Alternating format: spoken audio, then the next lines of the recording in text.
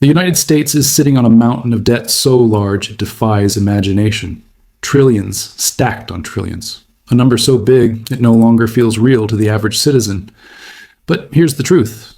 Almost no one is willing to say out loud, Washington isn't preparing to pay this debt back. They're preparing to erase it, not through default, not through budget cuts, and certainly not through higher taxes. They're planning something far quieter and far more devastating. A controlled weakening of the dollar, a deliberate erosion of purchasing power, a financial maneuver that looks harmless from a distance until you realize it siphons wealth from every saver, worker, and retiree in the country. Most people will never notice the theft happening under their feet, not until the value of their money has already slipped away. And the most disturbing part, the process has already begun. While the public argues about elections, culture wars, and headlines that don't matter, the machinery behind the scenes is moving. The debt is too large to confront directly, so the only remaining option is to dilute it, to make every dollar worth less tomorrow than it is today. What comes next won't be announced. It won't be debated. It won't be voted on. It will simply happen. A silent financial reset, executed in slow motion, hidden beneath the noise of everyday life. Before this story is over, you'll understand exactly how the government plans to do it, and why ordinary Americans will be the ones paying the price. What makes this opening moment even more striking is how ordinary people rarely notice the deeper economic forces moving beneath the headlines. Newspapers focused on the immediate event, but behind closed doors, analysts, bankers, and political advisors were already running projections, assessing how the crisis would ripple through markets, trade routes, and energy supplies. These early calculations, unseen by the public, often determined not only diplomatic responses, but also which industries would quietly prepare for windfalls. By the time the country understood the gravity of the situation, the financial machinery was already turning, positioning a select group of institutions to benefit long before the first official announcements were made. Governments have a financial weapon that ordinary people could never use. They can redefine the value of their own money. When a nation borrows more than it can realistically repay, it doesn't tighten its belt like a family would. Instead, it reaches for the tools that only a sovereign state controls: currency laws, reserve valuation, and the power to rewrite the rules of the system itself. And history shows they're not afraid to use those tools when pressured. During the early 1930s, the U.S. economy was collapsing under the weight of the Great Depression. Deflation was crushing wages, businesses were failing, and the government's debt burden was growing heavier by the day. Then, President Franklin D. Roosevelt made a decision that reshaped the entire monetary landscape. He took direct control of the nation's gold supply. Citizens were ordered to turn in their gold to the government, which paid them the official price of the time.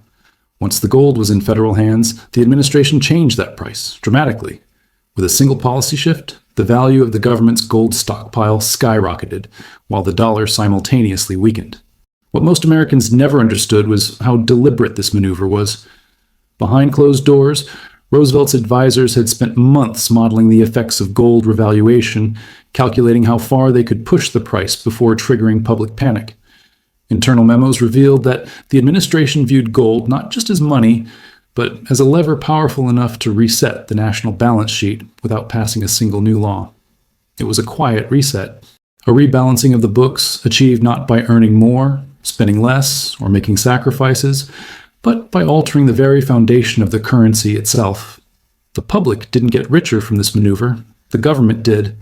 Their assets increased on paper, their liabilities shrank in real terms, and the burden of adjustment fell directly onto the purchasing power of every American holding dollars.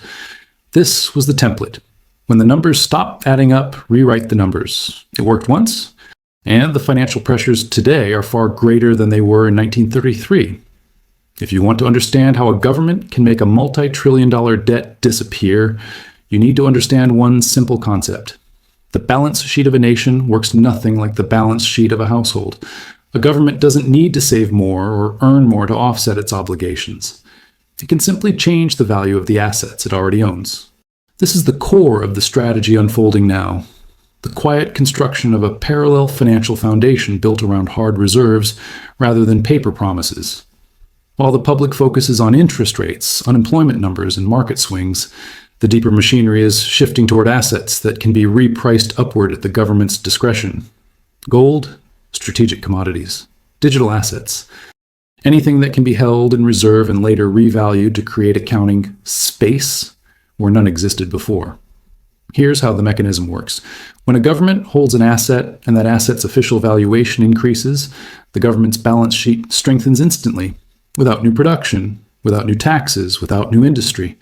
On paper, the nation becomes wealthier, and because its liabilities are expressed in nominal dollars, the relative weight of those liabilities shrinks.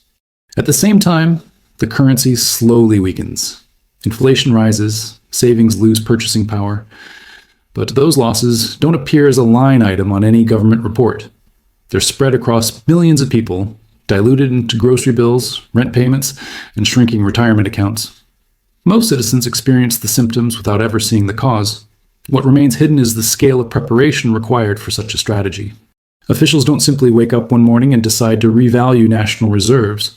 They study commodity flows, run simulations with central bank economists, negotiate supply agreements with foreign partners, and establish legal frameworks that allow new forms of reserves to be recognized under federal accounting rules.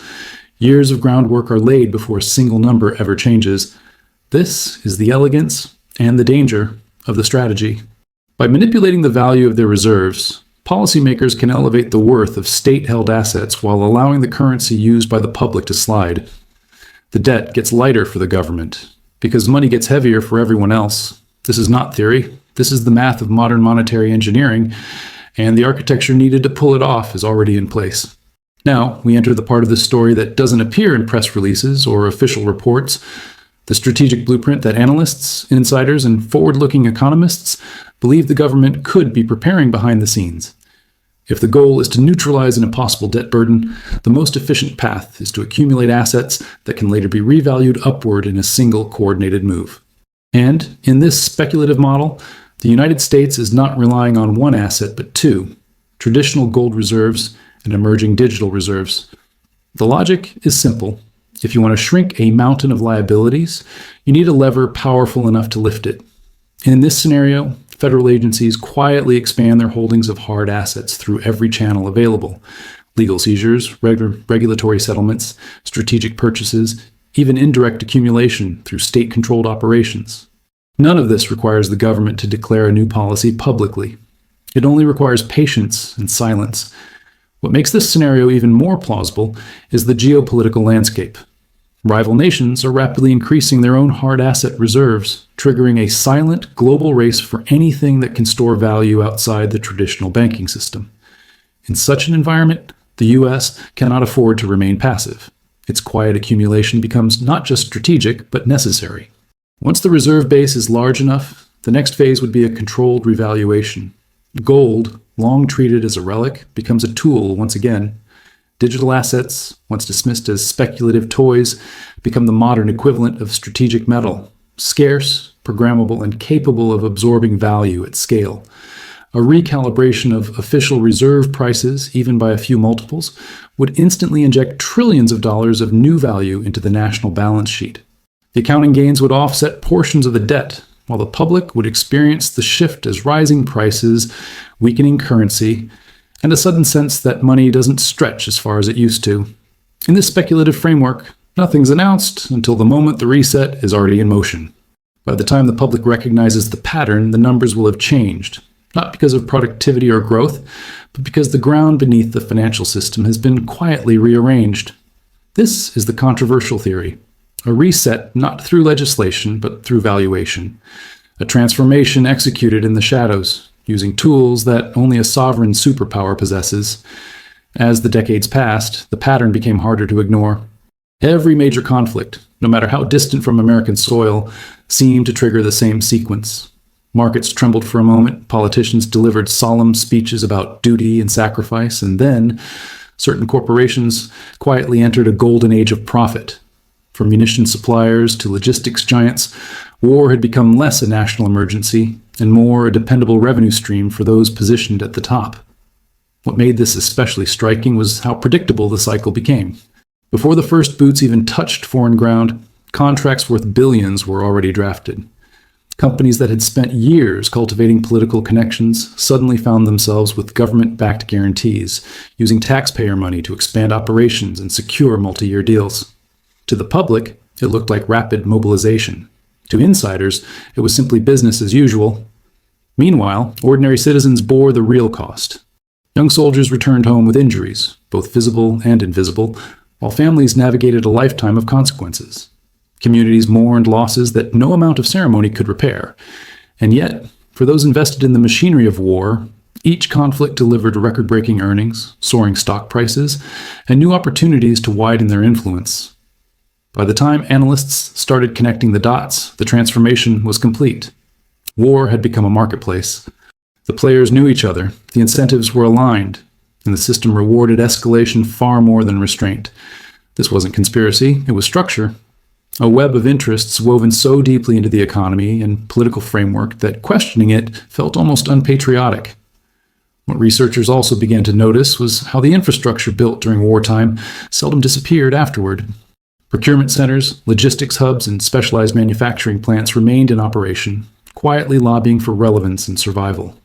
The economic ecosystem of conflict had grown roots. It needed new events, not to thrive, but simply to maintain itself. The question then is no longer how this happened. We know that part. The real question is whether it can ever be undone, or if the cycle will simply repeat itself with each new generation, as predictable as the profits behind it.